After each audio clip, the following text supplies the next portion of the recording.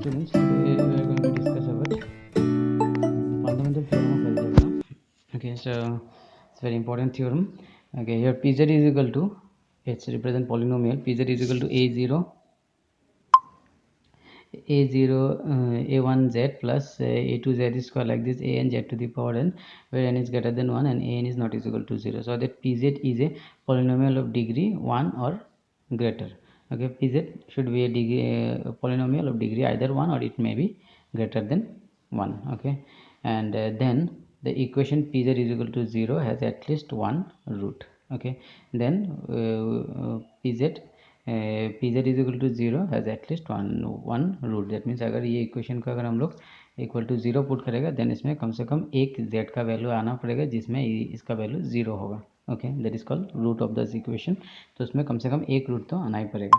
Okay, so that is the fundamental theorem of algebra. Okay, now let's see the proof. Okay, first we shall prove it with the help of Liouville's theorem, which we have discussed in our last class. Since it's purely algebraic method is extremely difficult, मतलब अगर direct करने के लिए गए तो थोड़ा confuse होगा, तो we shall prove it by using contradiction. तो हम लोग contradiction यूज़ करके करेगा. ठीक है, तो हम लोग फर्स्ट कंसिडर कर लेंगे pz is not 0 for any, pz का वैल्यू जो है वो 0 नहीं होगा for any z. Okay, now we shall prove it by contradiction.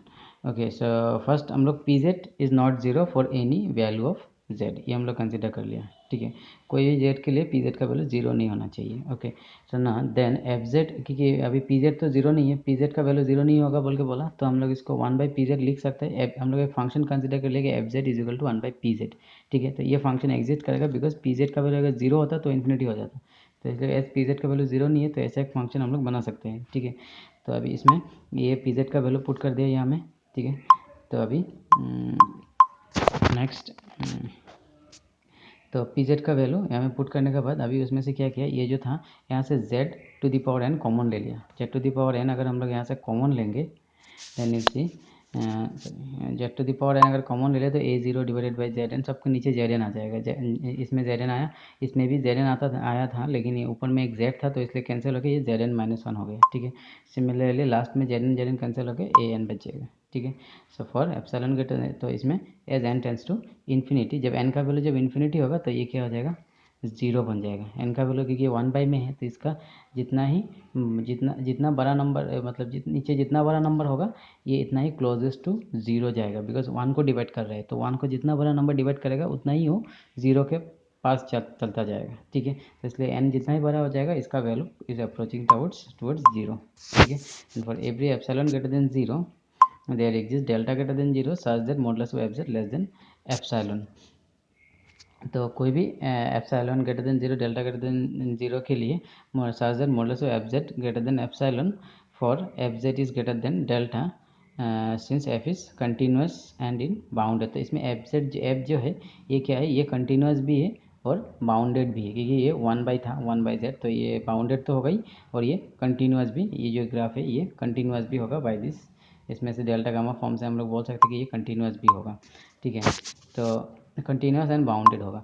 तो now since it is continuous and it is bounded. ठीक है, तो अभी हम लोग लुईविल्स थ्योरम याद करो जो हम लोग लास्ट क्लास में पढ़ा था, कि कोई एक एंटायर फंक्शन और अगर वो कंटिन्यूस है और बाउंडेड है तो ये क्या होना पड़ेगा, कांस्टेंट होना पड़ेगा. ठीक है, सो यहाँ में एफ जेड जो है ये बाउंडेड है इन ए क्लोज डोमेन दिस, तो ये बाउंडेड तो है और ये एंटायर भी है, सो दैट्स ये क्या होना पड़ेगा, कांस्टेंट होना पड़ेगा. ये बाउंडेड कैसे, ये देखो कैपिटल M जो है M एक लिया जाई और के बीच में, तो modulus of F Z is equal to हम लोग लिख सकते हैं 1/pz, और 1/pz का वैल्यू M से छोटा आएगा. ठीक है, कोई भी ऐसा एक M है, M ऐसा ना एक तो M एग्जिस्ट करेगा जिसमें से ये छोटा आएगा. ठीक है, तो ऑब्वियसली ये क्या हो जाएगा, ये बाउंडेड हो जाएगा. सो बाय लुईविल्स थ्योरम्स क्या हो जाएगा, ये जो है ये एक कांस्टेंट बन जाएगा. ठीक है, क्योंकि लुईविल्स थ्योरम से हम लोग ये बोल सकते हैं कि bounded entire function must be constant. ठीक है, तो ये हो जाएगा कांस्टेंट.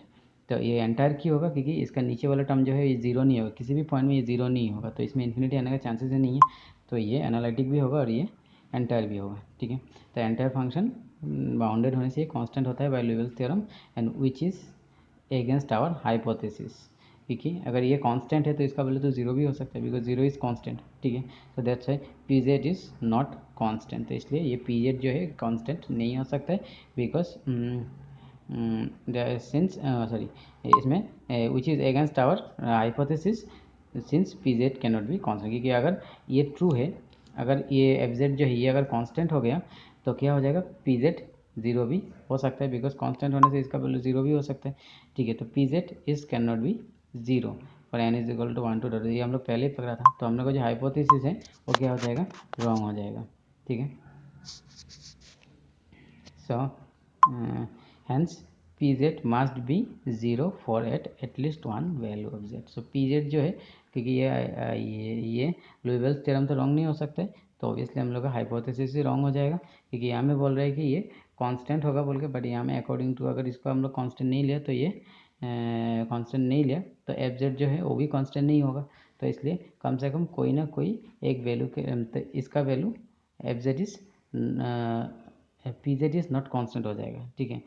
ऐसा पी जेड जो है वो कांस्टेंट नहीं हो सकता है, क्योंकि